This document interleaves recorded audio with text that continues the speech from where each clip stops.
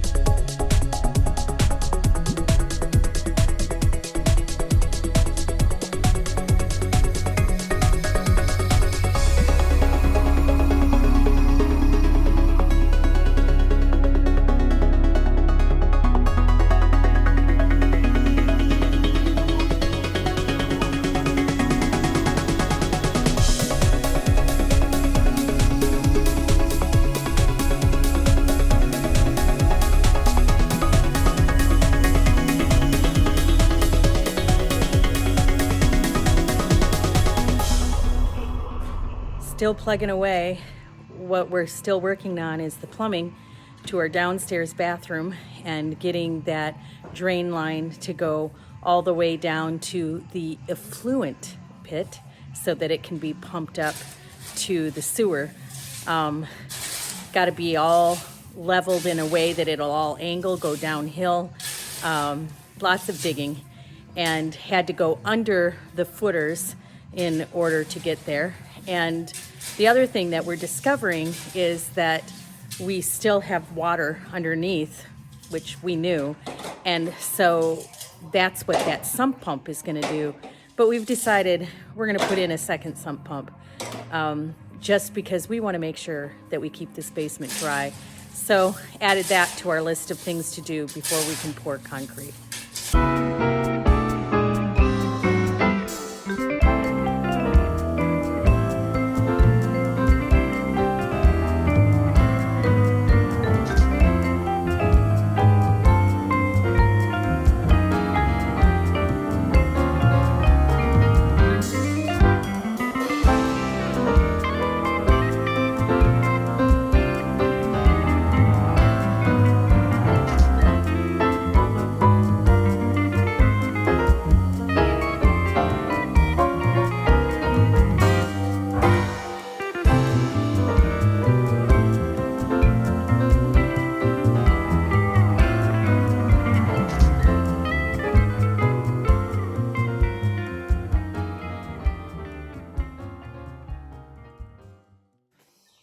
Well, this is our plumbing that is under the floor for the bathroom in the basement. So here we have the line that runs to the shower, which is there, and a vent, which is here. You need a vent so that when the water rushes through, it doesn't suck the water out of your trap. You know that when it starts gurgling. If you have gurgling, that means you haven't vented it properly. Then this is the toilet, which is next to the shower. And it has a vent here that will go up through this wall. And then this is for two sinks, one in the bathroom and one for the bar sink that is out here. So it comes up and out, and then it will stub over, and there'll be a vent up in there as well. So we backfilled with the small gravel. I got to finish backfilling the whole line, and I can call the inspector and have him come out and see if I've done approved work.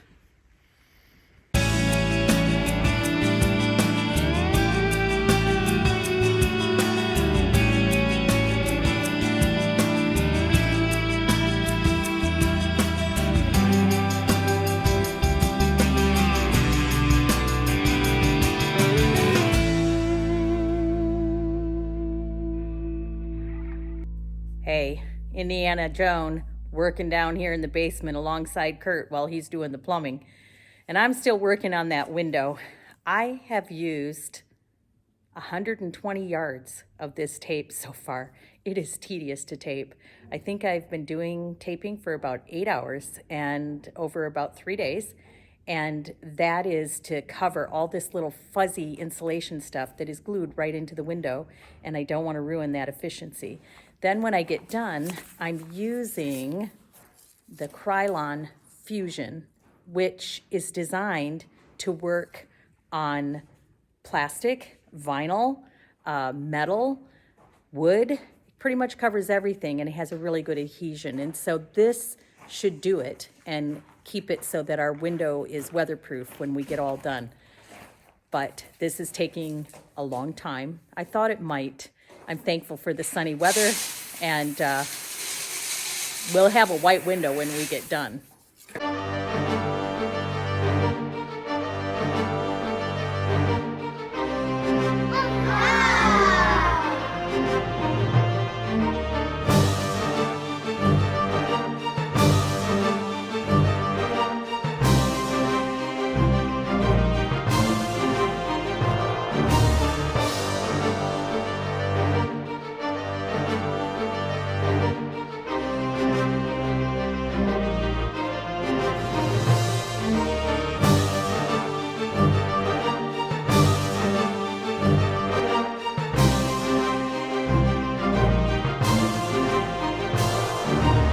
Well, still haven't heard from contractors calling back on the concrete, and we're starting to think we may be stuck having to do this ourselves somehow. So we are back at our storage unit and loading up our power trowel and where is it? The motor for our power screed. It's somewhere on there already tied down. We're going to take it to a small engine mechanic and have him work on it. So if we got to do it, we've got the equipment good to go.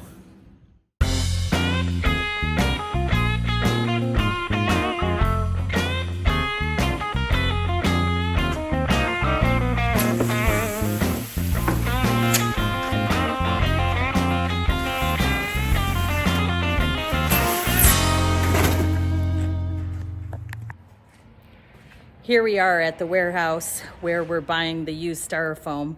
And the deal here is sometimes buildings get insurance for damage that's done to them and they just rip off everything. And so this guy goes out and kind of scabs the styrofoam off of those buildings, and we're buying it so that it'll work on our basement. And it costs about a third of what new would cost. This has a really high R factor, higher than what we even have on our basement walls for the concrete foundation. And so it should work really well for our heating system that we're putting in the floor.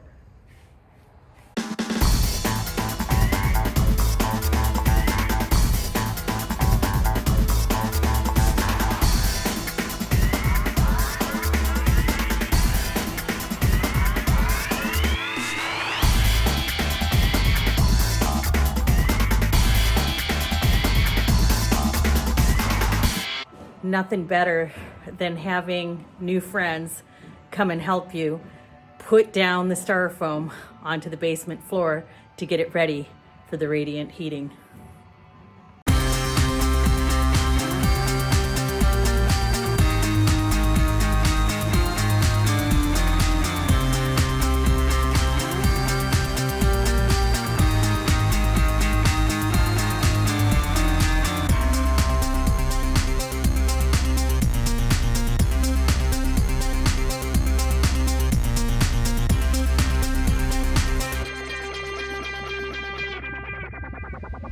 Indiana Joan here.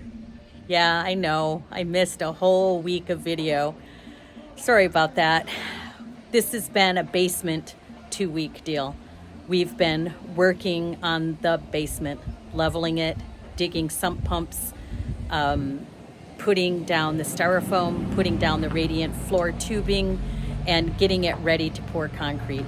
It's been a long 2 weeks. I abandoned Kurt for a solid 4 days of it where he worked on his own, and of course got a lot done. Our grandson came and helped. Good friends came and helped that we have just made here in Indiana. And we're just grateful that we're able to get so much done. This morning we're putting down radiant heat tubing. And so it's a special kind of tubing. It's PEX, but it's a special kind of PEX that is designed specifically for this purpose. It has a rating on it that says O2. The O2 is oxygen, and it makes sure that it doesn't, it contracts and expands as it's supposed to without cracking in the midst of the concrete. So it comes on these rolls, and we unroll it, but as we unroll it, we want to take the curl out of it because it naturally has a curl. And so we have to spin the roll as we pull tubing off, and then we lay it out and mark the floor of your foot, and staple it down, and then bring it all back to what's called a manifold over on that wall where all these tubes will come together and have one main line back to the pump in the furnace.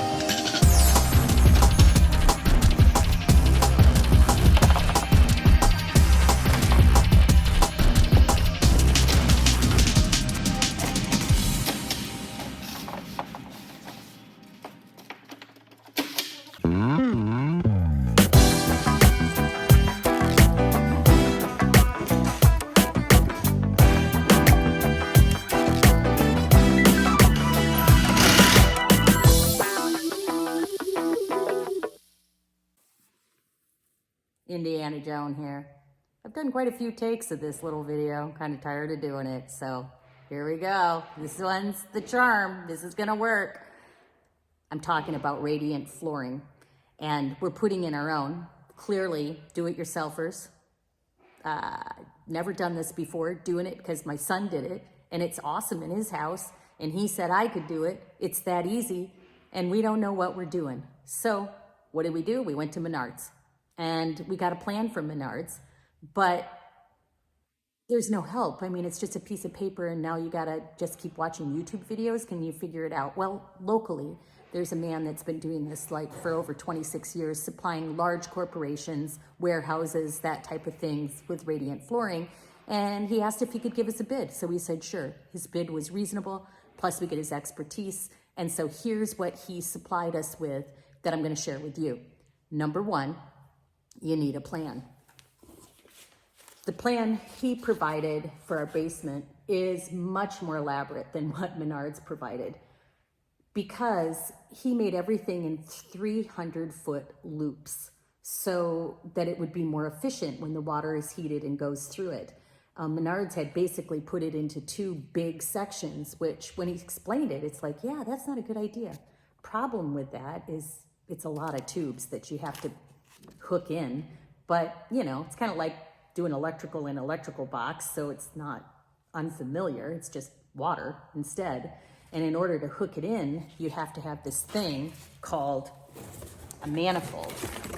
This is a manifold.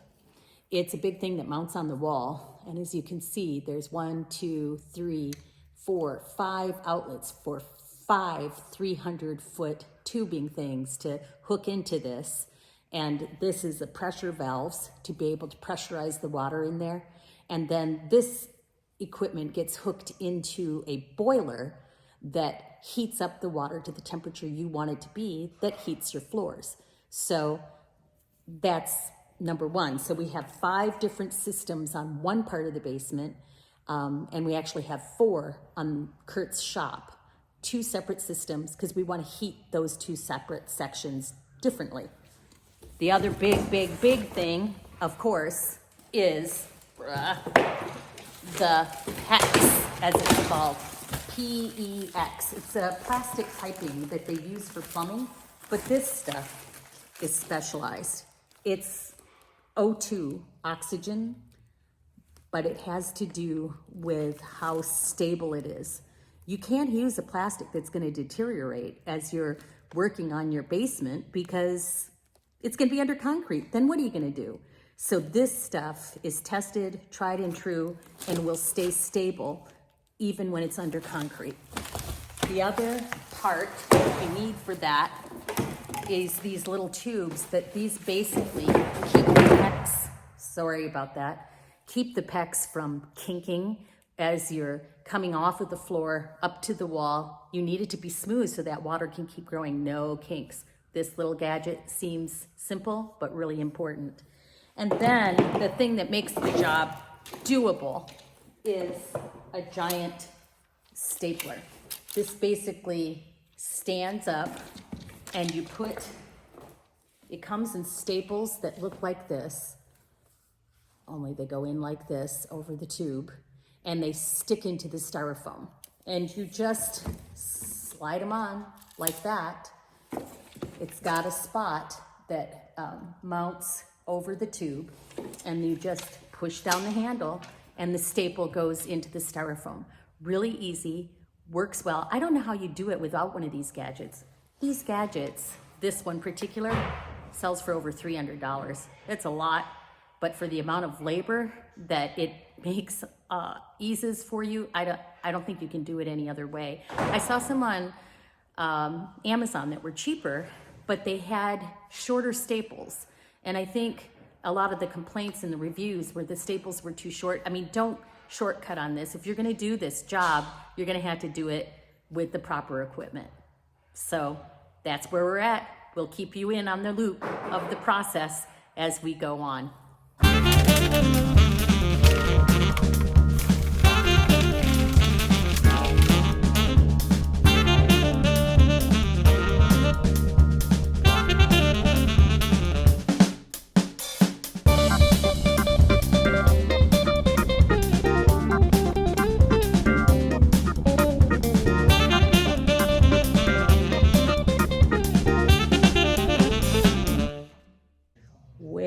Back when we put in these basement walls, we put them up on bricks in order to make it the height that the concrete would be on top of the footer. And now we've got to match that line all the way around the basement. So Kurt is screwing in a board 1.5 inches above, so that's the line that we will put the concrete in as we pour next week.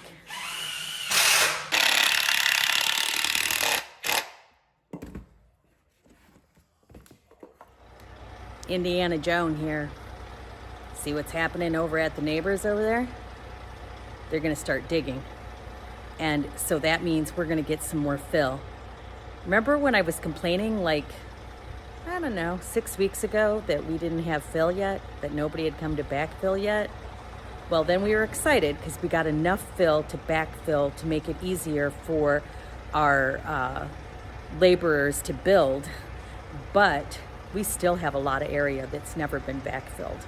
It's waiting for dirt. We decided to wait for them so we could get it for free. Today's the day.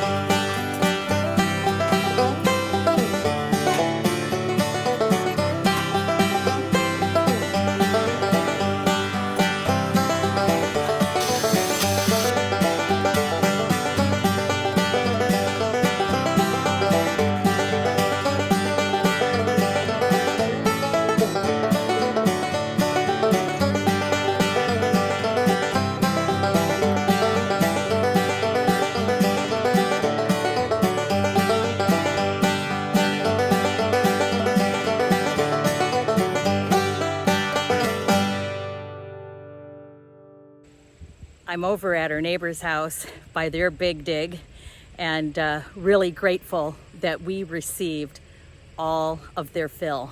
It's over at our house now. They've got a big hole, and we have got our hole filled. Exciting. We don't even know how many truckloads it was. We think it was about 30.